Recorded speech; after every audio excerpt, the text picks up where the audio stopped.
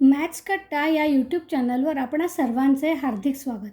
सेतू अभ्यासक्रम इयत्ता 10वी गणित भाग 1 आणि 2. सेतू अभ्यासक्रमाचा आजचा 35वा दिवस.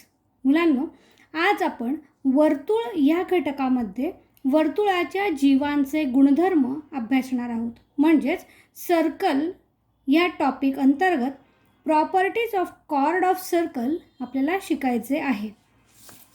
यासाठी आधी आपण वर्तुळाच्या जीवेचा पहिला गुणधर्म अभ्यासू, म्हणजेच first property of the chord. It is also called as a theorem. Okay. The वर्तुळाच्या केंद्रातून जीवेवर काढलेला लंब जीवेला दुभागतो. मुलांनो, हे वाक्य अत्यंत महत्त्वाचं आहे. काय? वर्तुळाच्या केंद्रातून म्हणजे इंग्रजी माध्यमाच्या मुलांनी लक्षात घ्या. A perpendicular drawn from center of a circle to the chord of circle bisect the chord. म्हणजे ह्या वर्तुळाचा केंद्र आहे O, यामधून ही जीवा आहे AB. या जीवेवर जर आपण लंब काढला, परपॅन्डिक्युलर ड्रॉ केला, तर तो ह्या कॉर्डला बायसेक्ट करतो, म्हणजे दुभागतो. म्हणजेच AP आणि PB हे दोन इक्वल पार्ट्स तयार होतात. पण हे केव्हा इक्वल पार्ट्स तयार होतील? जेव्हा आपण परपॅन्डिक्युलर ड्रॉ केला तर. म्हणून हे महत्त्वाचं आहे की वर्तुळाच्या केंद्रातून जीवेवर जर लंब काढला तर तो जीवेला दुभागतो. ओके. मग आता जर तरचं वाक्य आपण व्यत्यासामध्ये रूपांतर करू शकतो. म्हणजेच तरचं वाक्य आधी आणि जरचं वाक्य नंतर टाकलं तर तो त्याचा व्यत्यास होतो. हे तुम्हाला माहिती आहे. ओके. मग आता इथे व्यत्यास कसा होईल? तर आता लंब आहे का आधी? नाही. तर आता आधी दोन भाग झालेले आहेत. मगाच्या प्रमेयामध्ये आपण बघितलं, लंब असेल, लंब काढलेला असेल तर तो काय करतो? जीवेला दुभागतो.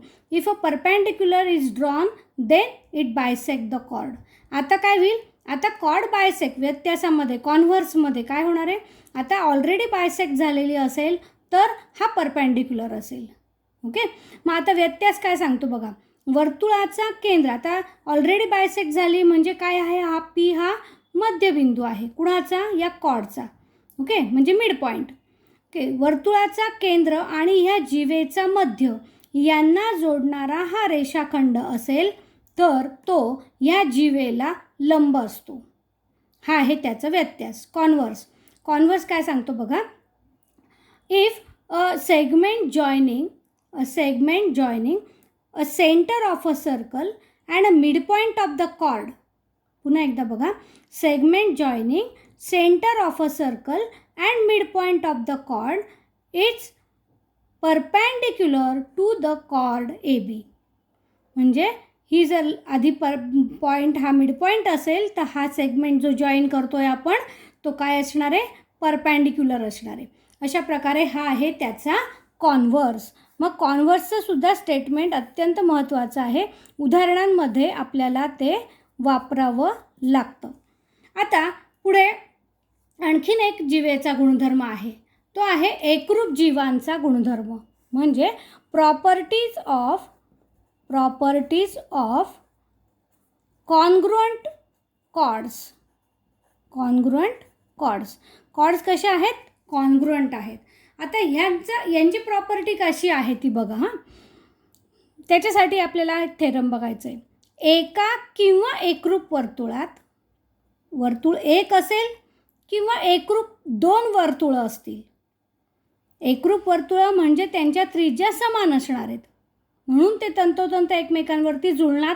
असे दोन एकरूप वर्तुळं घेतले तरी चालतील किंवा एक वर्तुळ विचारात घेतलं तरी चालेल.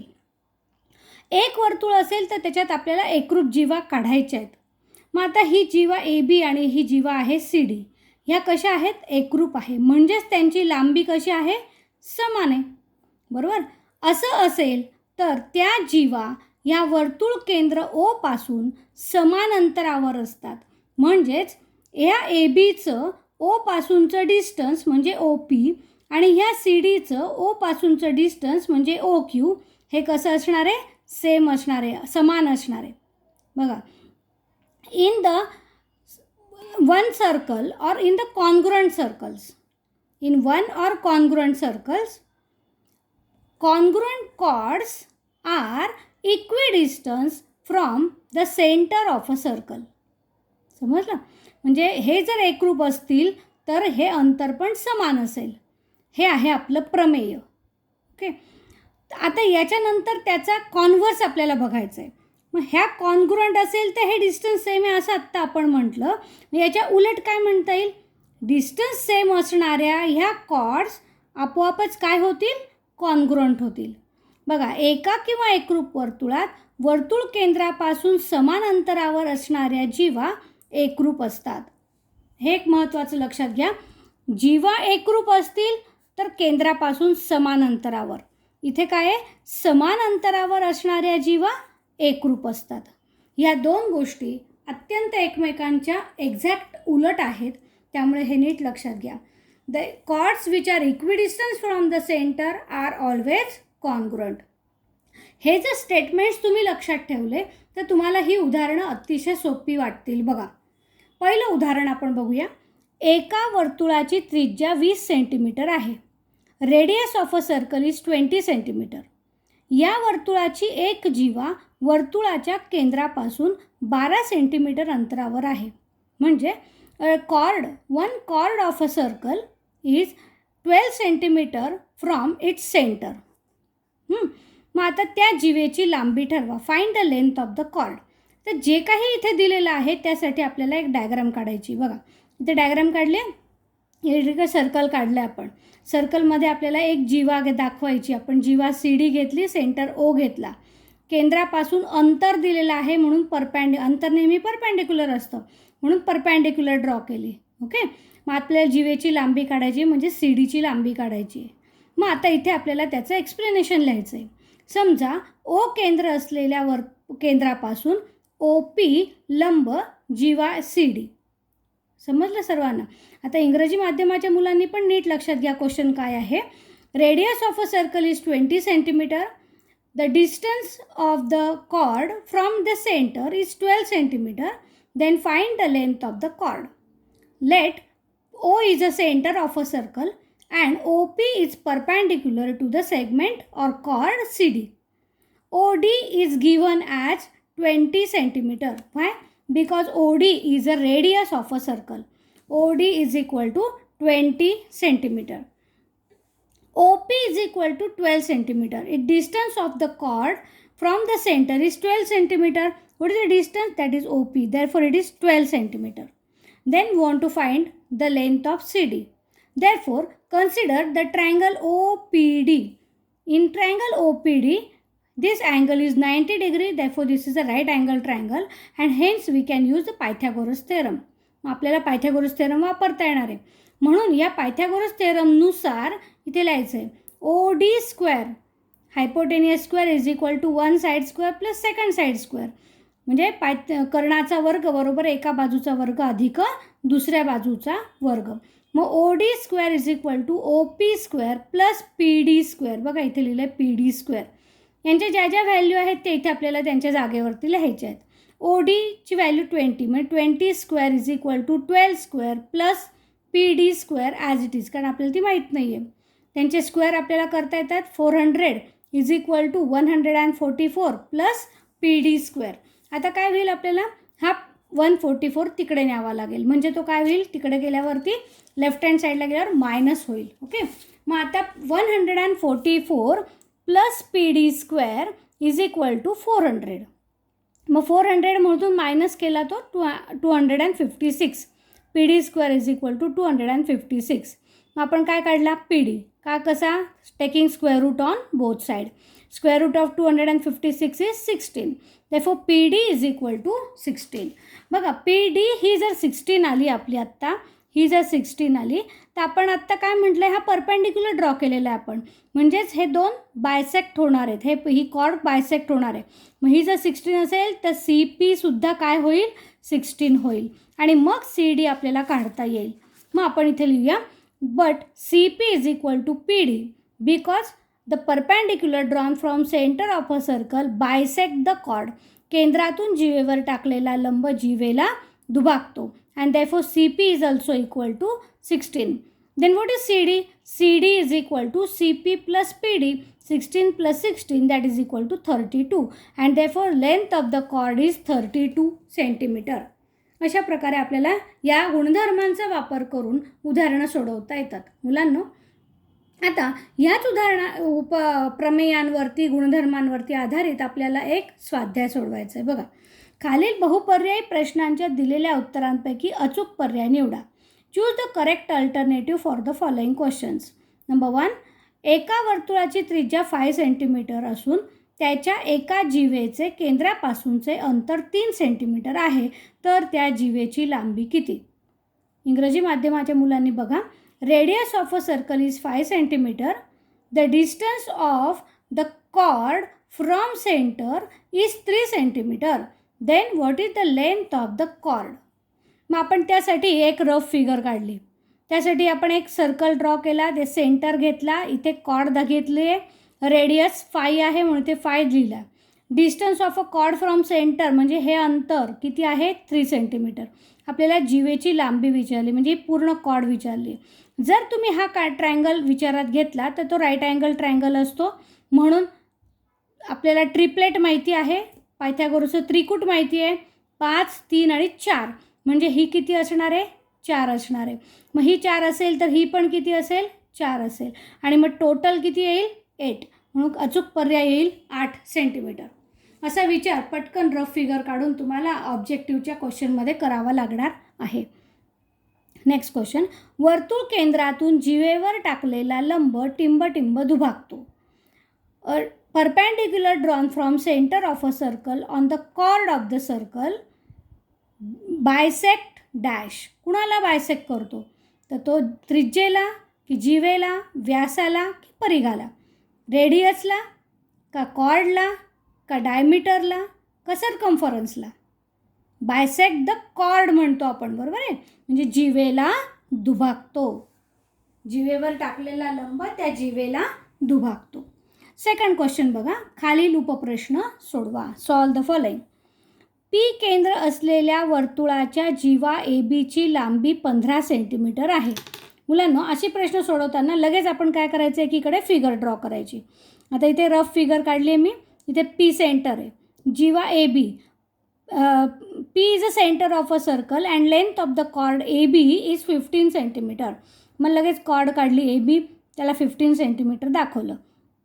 If segment P Q perpendicular to the segment A B. P Q perpendicular to the segment A B draw केलं लगेच. आता परपेंडिक्युलर ड्रॉ केलं म्हटलं सेंटरपासून, तर लगेच तुम्हाला काय आठवायला पाहिजे? परपेंडिक्युलर ड्रॉ केलं म्हणजे हा कॉर्ड काय झाला आहे? बायसेक्ट होणार आहे. मग आता त्यांनी काय विचारलं आहे बघा, लेंथ क्यू बी विचारली आहे. आपल्याला पूर्ण लेंथ कॉर्ड ए बी माहिती आहे, म्हणजे ती क्यू बी ही ए बीच्या हाफ असणार आहे, बायसेक्ट करते म्हणजे. म्हणून ते फॉर्म्युला लिहायचा, Q B is equal to half of A B means half of 15 means 7.5 centimetre. समजलं? आता आणखीन एक उदाहरण बघा. एका वर्तुळाचे केंद्र पी असून त्याची त्रिज्या 10 सेंटीमीटर आहे. If P is a centre of a circle and radius of a circle is 10 centimetre. जर त्या वर्तुळाच्या एका जीवेची लांबी 12 सेंटीमीटर असेल, chord of length of the chord of circle is 12 centimetre, then what is the distance of that chord from the centre. मग आता असं एक एक वाक्य वाचून आपण इथे फिगर ड्रॉ करूया. बघा हां, इथे आता काय केलं, एका वर्तुळाचं केंद्र म्हणजे centre of a circle is P. Chord is नाव दिलेलं नाही आहे कॉर्डला, बघा इथे दिलं आहे का नाही. त्रिज्या 10 सेंटीमीटर म्हटली. मग मी काय करणार आहे, एक कुठलाही कॉर्ड आपण इथे ड्रॉ केला, त्याला मी LM नाव दिलं आणि M आणि P जोडला म्हणजे रेडियस तयार झाली, 10 सेंटीमीटर ती दाखवली. त्या जीवेची लांबी 12 सेंटीमीटर आहे. Length of the chord is 12, then LM is equal to 12 centimetre. आता हे अंतर विचारलं आहे कोणतं, हे या जीवेचं केंद्रापासूनचं. म्हणून मी काय करणार आहे आता, PN perpendicular to LM draw करणार आहे. आणि ते परपेंडिक्युलर अंतर आहे, अंतर आपण नेहमी परपेंडिक्युलर मोजतो, म्हणून इथे PN परपेंडिक्युलर टू LM इथे लिहिलं. आणि लगेच आपल्याला ते वाक्य आठवतं स्टेटमेंट थेरमचं, परपेंडिक्युलर ड्रॉ केला की लगेच बायसेक्ट होणार कॉर्ड, बरोबर आहे. मग आता LN आणि NM हे इक्वल पार्ट्स होतील आणि ते LMचे हाफ असतील. मग तसा फॉर्म्युला लिहिला, LN is equal to NM is equal to half of LM. LMची व्हॅल्यू 12 दिलेली आहे, तिथे 12 टाकली, 2ने डिवाईड केलं, 6 आलं. म्हणजे दोन्हीही लेंथ त्याच्या काय झाल्या, हाफ पार्ट 6चे पार्ट्स झाले. Okay. PM is already 10 is given to you. Then in triangle PNM, हा ट्रायंगल विचारात घ्या, याच्यामध्ये पायथागोरस थेरम यूज करायचा आहे. PM square is equal to PN square plus NM square. 10 square is equal to PN square plus 6 square. म्हणजे 100 is equal to PN square plus 36. 36 transfer करा, minus होईल, म्हणजेच 100 मायनस 36 येईल 64. तो स्क्वेअर आहे, square root, taking square root on both side. Then PN is equal to 8 centimetre. बघा PN कोणतं आहे, हे अंतर, म्हणजे हे 8 सेंटीमीटर आहे. मग आपल्याला पुन्हा स्टेटमेंट लिहायचं आहे, distance of the chord from centre is 8 centimetre. त्या जीवेची केंद्रापासूनचं अंतर हे 8 सेंटीमीटर असेल. समजलं.